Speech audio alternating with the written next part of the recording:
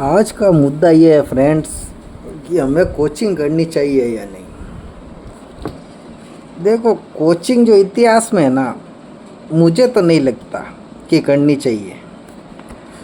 क्योंकि मैं जहाँ कोचिंग करता था वहाँ तो देखो हम एक्सपोज हो गए। वहाँ पे क्वेश्चन पेपर आते ही एक्सपोज हो जाते हैं जहाँ पे करके आता है।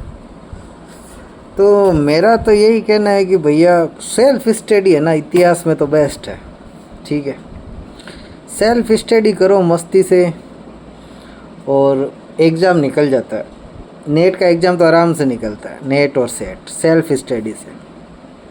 अब देखो, अगर आपको कोचिंग करनी है तो कोचिंग करने के लिए ना जोधपुर तो बिल्कुल नहीं आना चाहिए। आपको जाना चाहिए जयपुर या आपको जाना चाहिए बाड़मेर।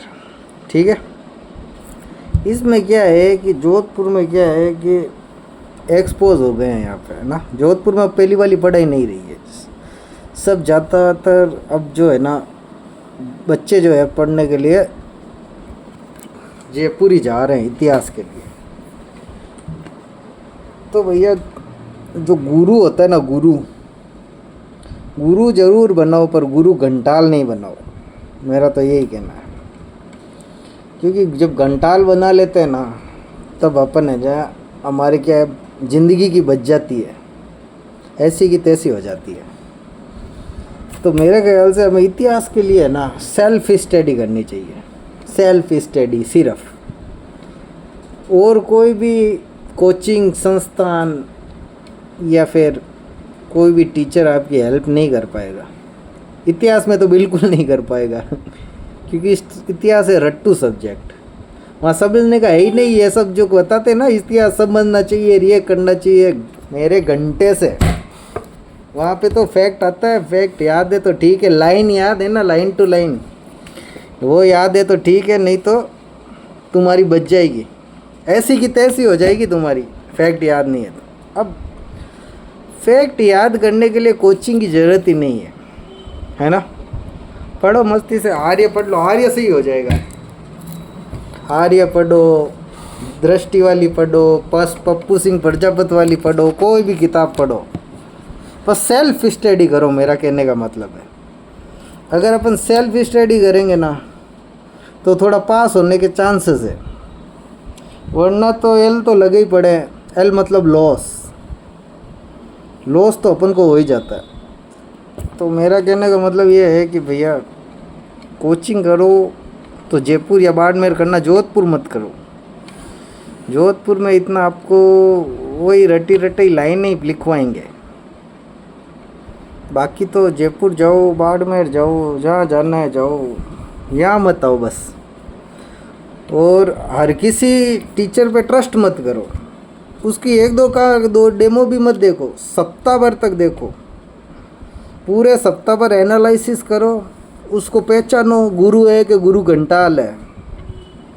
पहले फीस जमा मत करो, नहीं तो फंस जाओगे। फिर अपन गरीब आदमी फीस देते हैं, फंस जाते हैं, कोर्स पूरा होता नहीं है।